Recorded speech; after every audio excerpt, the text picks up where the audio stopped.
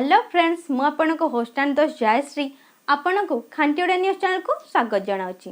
Friends Hindu mythology जेतिकी रहस्यपूर्ण Hindu मंदिर मध्य ताठू अधिक रहस्यपूर्ण jar रहस्य हिमालय ठारू उच्चतर और प्रशांत महासागर ठारू गभीरतर जहाँ आमको प्रति मुहूर्त आश्चर्यचकित कर फ्रेंड्स मुझे भारतर एपरी एक रहस्यमय मंदिर विषय कहबी जहाँ प्रथमे आपण आगुरी केबे जानि नथिबे।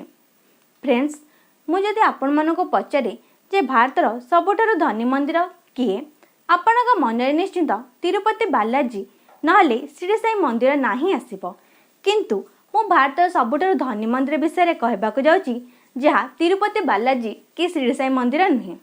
तेणु ए वीडियोटी को देखा पूर्व चैनल को सब्सक्राइब करी बेल बटन को क्लिक करने को भूलिए नहीं।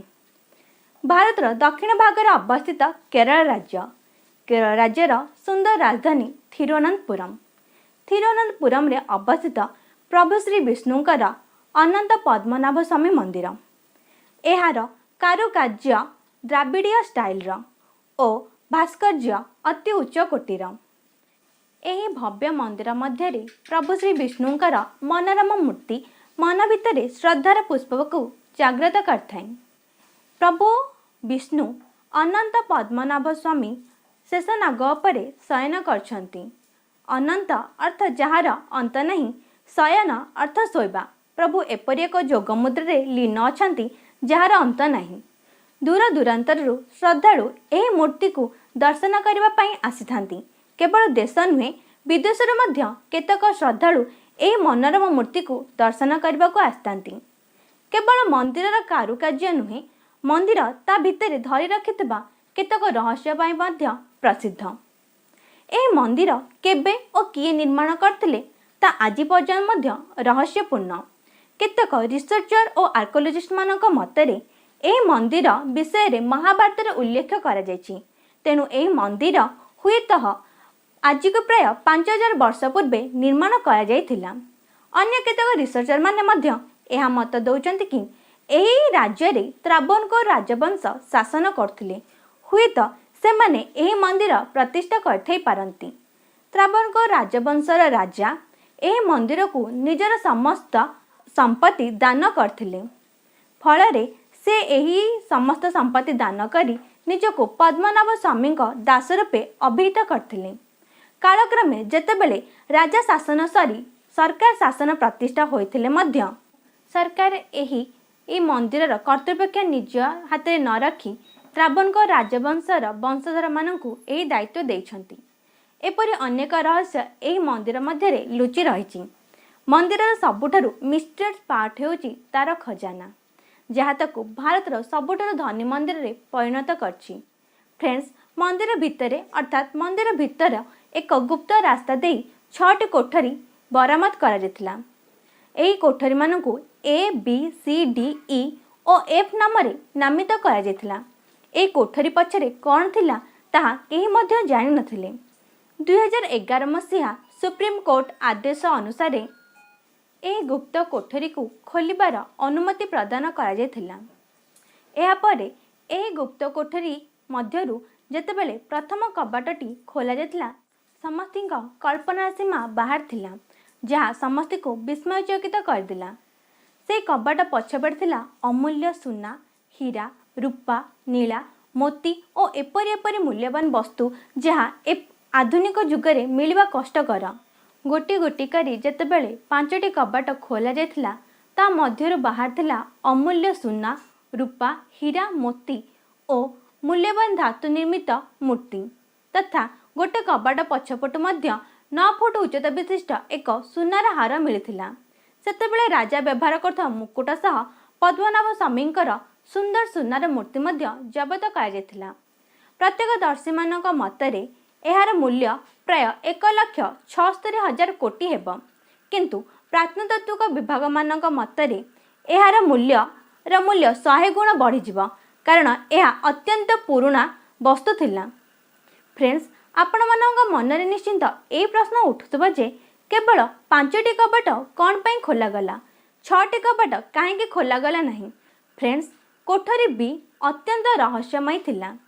जो कबाट खोला जाई नथिला कोठरी भी एक मजबूत लुहारे निर्माण करा जार उपरे दुईटी विशालकाय नागसाप निर्माण करा।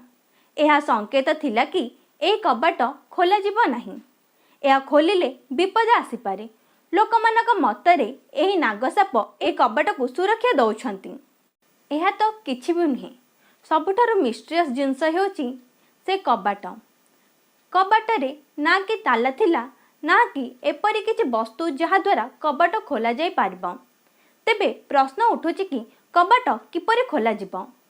यह जणा पड़िले जे कबाट साधारण भाव में खोला जाई पारिबो नहीं। कबाट खोलिबा पई एक प्रकार मंत्रर आवश्यकता रही।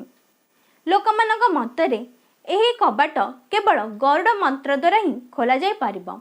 आउ ए कबाट एपरि एक साधु व्यक्ति खोली पारिबे जार मनर शक्ति प्रचंड थिबो, आत्मा और जोग शक्ति प्रखर थिबो, जे केवल विष्णुंकर भक्ति रे लीन थिबो। किंतु फ्रेंड्स, सारा विश्व रे एपरि व्यक्ति खोजिबा असंभव।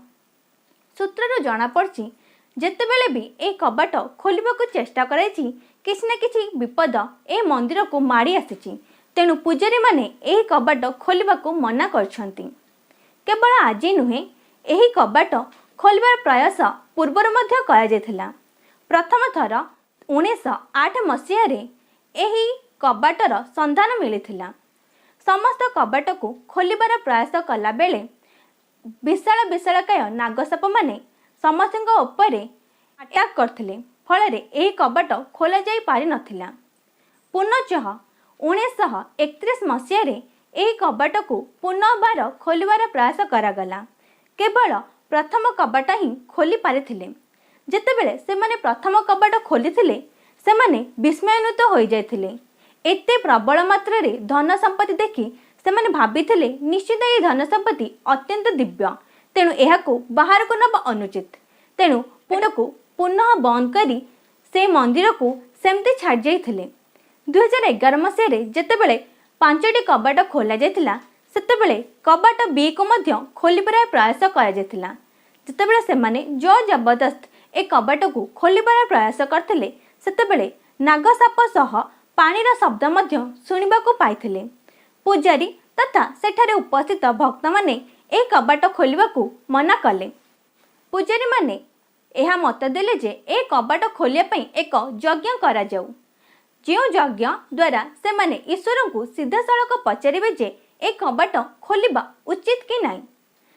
एही यज्ञ को देव प्रसन्नम यज्ञ कुहा जाए, जहा द्वारा से माने देवतांक ठारू ए कबाट विषय रे बुझी जानिबे।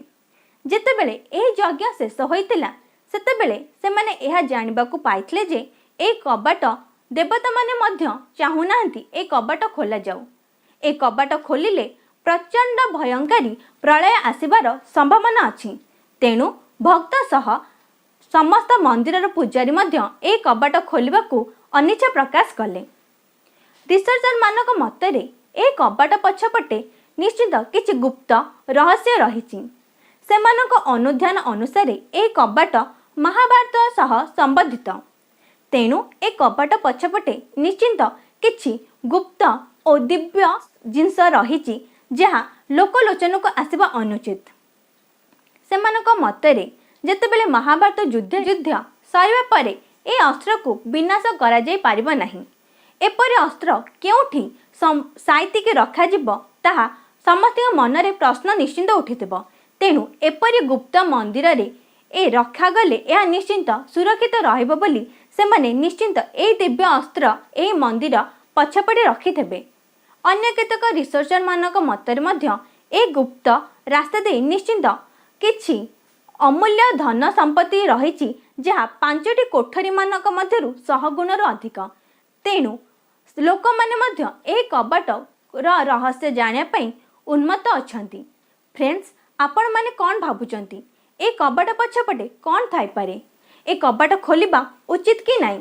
तेणु आपण निश्चित कमेंट बॉक्स द्वारा आम मानक जणाइबे।